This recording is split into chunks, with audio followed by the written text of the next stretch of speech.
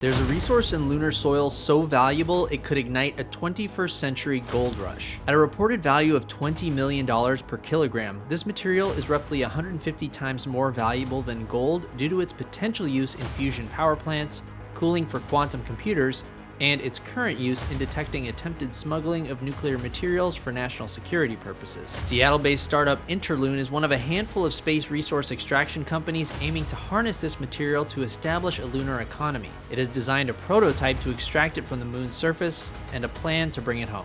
This is the story of helium-3, why the moon is a good place to get it, and what that harvest might look like. There's a new space race brewing with the establishment of a long-term presence on the moon being the finish line. NASA's Artemis program is developing key infrastructure to go back to the moon and stay, which has created an opportunity for companies like Interlune to bring their own technologies and business plans to the table. So that allows us to focus on 4 core technologies. We will need to excavate large volumes of lunar soil or regolith. We'll need to mechanically process that material, and then we need to separate the helium-3 from the other gases. The company has built a full-scale prototype excavator with the help of Vermeer, makers of industrial and agricultural machinery, that is currently testing on Earth. But with the moon's lower gravity, lack of atmosphere, and unique soil composition, there are several different factors at play that Interlune needs to optimize for. We do the testing in full scale, we do it in subscale in parabolic airplanes that simulate lunar gravity, test it with simulated lunar regolith, and we also test it in vacuum. Each of those things have very important impacts on the result. Hollywood has already imagined what this could look like.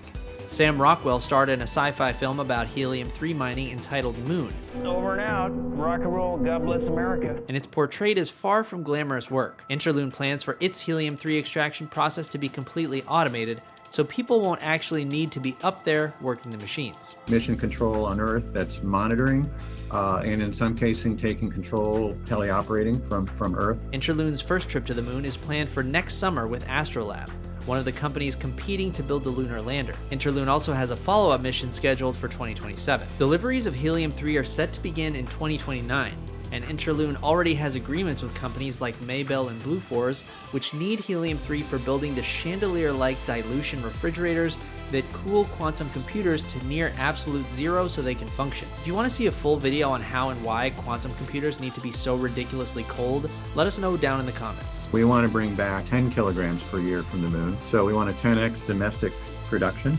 You want to divide that up into multiple deliveries to manage risk and also to deliver to the supply chain when you have it. Interlune says it's also going to be using its helium-3 extraction process to harvest helium-3 from Earth, but Earth's supply of helium-3 is extremely limited. The primary way Earth's supply of helium-3 increases is through the decay of tritium, a radioactive isotope of hydrogen used in things like nuclear reactors, fusion reactors, and weapons.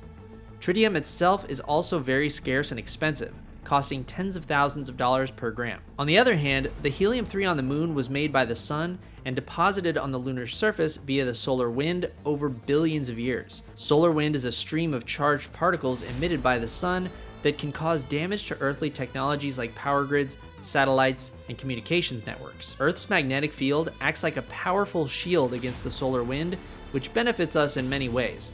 But it is also part of what makes helium-3 so scarce and valuable here on Earth. Once we have a fleet of harvesters on the moon that's extracting helium-3, we want to go get other things. We want to go get propellant like water and make rocket propellant. We want to get rare earth metals. That's not our go-to-market, is because the only thing that's expensive enough to warrant going to space and bring it back to Earth is helium-3 right now. We want to use that to start an in-space economy. Interlune says it considers its extraction process harvesting instead of mining. Ideally, we'd like to take out the valuable helium-3, put the material back in the trench, and leave it looking like a tilled field. Other countries and companies are also expressing interest in the moon's helium-3 reserves. The Chinese Lunar Exploration Program has returned helium-3 from the moon with plans to go back. Japanese company iSpace is also focused on extracting helium-3 from the lunar soil. But the law, the Space Resources Act of 2015, says that a U.S. flagged company can go to the moon or any planetary body, extract resources resources and bring them back to Earth to sell. The key is that that we move quickly enough to establish our right to operate. Other countries are going to go, and they're going to establish a presence. If we don't get there in a reasonable time frame, we could lose our right to operate on our moon. What do you think about the race to mine helium-3 on the moon? Let us know down in the comments and subscribe for more stories that make you say, what the future?